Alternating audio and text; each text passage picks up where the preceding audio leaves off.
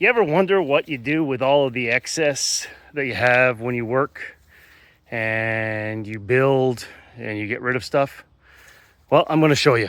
All right, so what happens is I put it all in a pit, fire pit, and I kind of like burn it up every now and then. Usually my brother is pretty good at doing that. So you can see there's some offcuts from the balcony, from the railing, and he'll have some fun because he's got some pallets to play with and he's got some of that stuff. I know you're saying, well, you can use the pallets for, the thing is those are 10-year-old pallets. They're way past due, and a lot of them are not even worth what they are. They've been sitting on top of that deck for 10 years, taking in nature, and never been protected.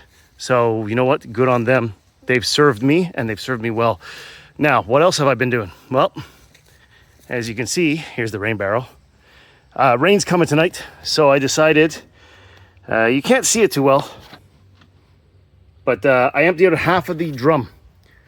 You can see it's wet down there. I just emptied out half. I put them into my, basically my 10 liters, which is about 10 liters.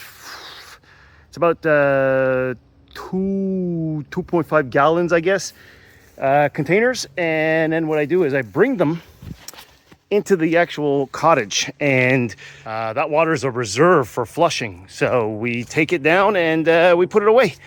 So like I said, I store about 500 gallons in the cottage. You can see here I got these are about 2.5. So if you do 8 times 2.5, we got about almost, my math's right, about 18 gallons right there. Let's go down and check it out. We're gonna go into the cottage and I'm gonna show you where I store it.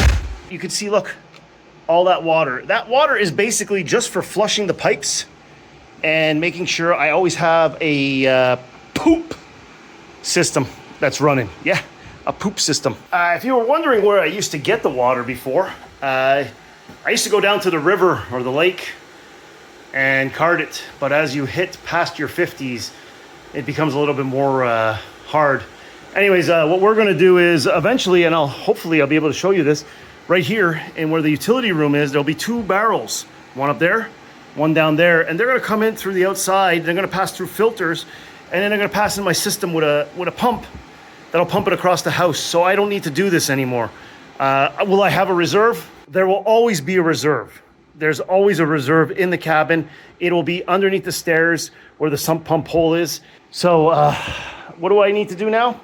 I need to get some sustenance in me because my belly only has the doos in it, and I need some meat and some potatoes so that I can keep going inside during the night.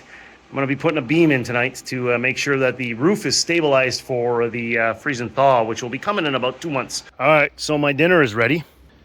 Chicken masala, I believe it's called, and obviously the big CC. I won't say it because they don't pay me to say it. You know, you really start to appreciate the little things in life. Having a hot meal after a long day of cutting wood, being bitten by bugs, maybe taking one too much from the bottle, and fucking up cuts here and there. You gotta praise when there's something good, hot, and in front of you, like this. So yeah, I'm gonna just down my meal and get back to it. Okay, so that wasn't enough food, so I had to go and get some more noodlies. And thankfully I had some cup of soup. Yeah, but it's not really cup, it's bowl of soup. Sitting out here on my deck, getting ready to eat some Lucky Koi noodles. And it's a hot beef flavor.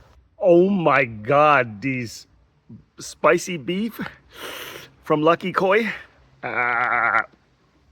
Wow. Not sure I enjoy this too much. Whew. And when you've had a few pints, it just don't add. I'm worried about what's gonna come out tomorrow. Let me recap what I did. Drank. No, I did the deck. I showed you around. I even moved a few posts in here. I took it away from the middle beam and I moved it to there where it's now finalized to go where the counter will be eventually. It's crazy how much energy you have to put into things and you don't realize it. If only I could figure out a way to put this energy into the rest of my life. My God, am I exhausted. It's now 8 p.m. That means it's been a 12-hour day of shenanigans and debaucheries and woodworking and messing around and cutting steel and everything, and just endlessly thinking and cleaning and taking care of the place and trying to figure out what my next step is. Now that I got that done, tomorrow is another day. Although tomorrow I only got about a 6-hour day here, and then I got to start making the trek back into the city. So tomorrow, I'm going to work on a bathroom. I'll show you all that on the next one.